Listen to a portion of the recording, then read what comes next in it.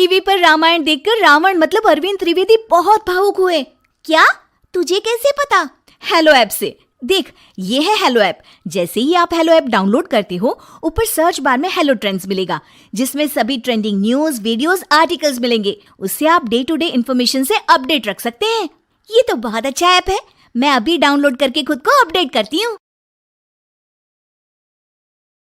सास बनी डंडे वाली भूत। शिखा की नई नई शादी हुई थी। उसका मायका और ससुराल दोनों कानपुर में ही थे, इसलिए उससे मिलने उसके भाई अक्सर आते जाते रहते थे। ये बात शिखा की सास मीना को बिल्कुल पसंद नहीं थी। मम्मी जी, आज राहुल भैया आ रहे हैं। कौन? तेरे चाचा का लड़का? जी मम्मी जी। अरे पर वो तो दिल्ली में रहता है ना। हाँ मम्मी जी, उन्हें कल सुबह दिल्ली के लिए निकलना है, तो वो आज मुझसे मिलते हुए कल सुबह यहीं से निकल जाएंगे। हमने तो धर्मशाला खोल रखी है ना। कुछ कहा क्या मम्मी जी? मैंने कहा हाँ हाँ, आने दे तेरे भैया को, जमकर खातिरदारी करेंगे। अब तो कुछ करना ही पड़ेगा, इससे पहले कि मेरा घर धर्मशाला बन जाए। ये कैसी बातें कर रही हो मीना? सच ही तो कह रही हूं। अभी इसकी शादी को साल भर भी नहीं हुआ और आए दिन इसके घर वाले आ धमकते हैं। अरे तो क्या हुआ, वो इसी शहर में रहते हैं तो हाल चाल लेने आ जाते हैं। इस बार मैं उनका हाल और चाल दोनों ही बिगाड़ दूंगी। अब बहुत हो गया जी। अरे ये कैसी बातें कर रही हो? हे भगवान, बस आप तो देखते जाइए। शाम को राहुल आता है। नमस्ते आंटी, कैसे हैं आप लोग? हम लोग तो ठीक है, तुम कैसे हो बेटा? मैं भी अच्छा ही हूँ आंटी। बस आज रात के बाद नहीं रहोगे। चलिए भैया, मैं आपको हमारा घर दिखाती हूँ। रात में खाने के टेबल पर शिखा, रोहित कहीं दिखाई नहीं दे रहा। जी भैया, वो ऑफिस के काम से बाहर गए हैं, कल शाम तक आएंगे। अच्छा अच्छा। बेटा, क्या तुम भूत प्रेत में मानते हो? नहीं नहीं आंटी जी, पर अचानक आपको ये ख्याल कहाँ से आ गया? पता नहीं क्यों, कभी कभी मुझे लगता है जैसे रात के समय बैठक में कोई घूमता रहता है। ये आप क्या कह रही हैं मम्मी जी? हाँ, तुम लोग घबरा ना जाओ, इसलिए मैंने आज तक इस बारे में कुछ नहीं कहा। ये आपका वहम होगा आंटी जी, ऐसा कुछ नहीं होता। हो सकता है।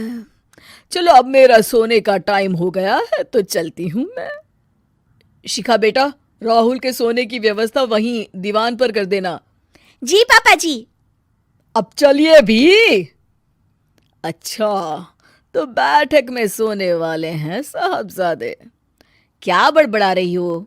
कुछ नहीं, आप सो जाइए।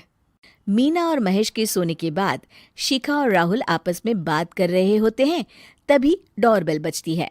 अरे आप!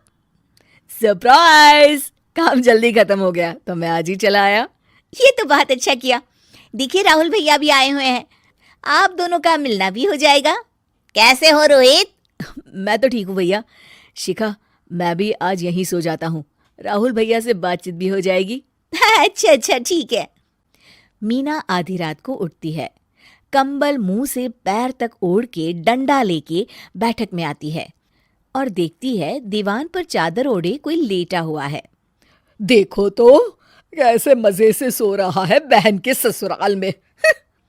मीना ताबड़तोड़ 4-5 डंडे मार देती है। अरे मर गया, अरे बचाओ बचाओ, कौन है? मीना जल्दी से अपने कमरे में भाग जाती है। हे भगवान, ये मैंने क्या किया? ये रोहित कहाँ से आ गया? लगता है ये नालायक राहुल मेहमानों वाले कमरे में सो गया होगा। आज तो इसकी खैर नहीं। उधर बैठक में, अरे क्या हुआ रोहित? मैं बाथरूम में था, तुम्हारे चिल्लाने की आवाज सुनी। पता है भैया, मैं सो रहा था, अचानक से कोई आकर मुझे डंडे मारने लगा। ये क्या कह रहे हो? लगता है तुम भी आंटी की तरह भूत प्रेत में मानते हो। नहीं नहीं भैया, सच में कोई आया था। मैं तो जा रहा हूँ मेहमानों वाले कमरे में सोने के लिए। इस समय अपने रूम में जाऊंगा तो शिखा की नींद खराब हो जाएगी। ठीक है भाई, जाओ तुम, जहां तुम्हारा भूत डंडा लेके ना आ सके। थोड़ी देर बाद मीना कंबल ओढ़ के डंडा लेकर मेहमानों वाले कमरे में पहुंच जाती है। वो बिस्तर पर सोए रोहित को फिर डंडों से मारने लगती है।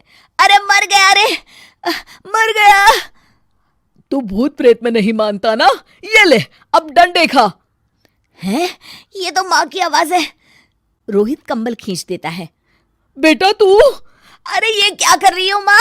मार मार के मेरा भरता बना दिया आपने। माफ कर दे मेरे लाल, मैंने तो तुझे ही मार मार के लाल कर दिया। मैं तो उस राहुल के बच्चे को सबक सिखाना चाहती थी।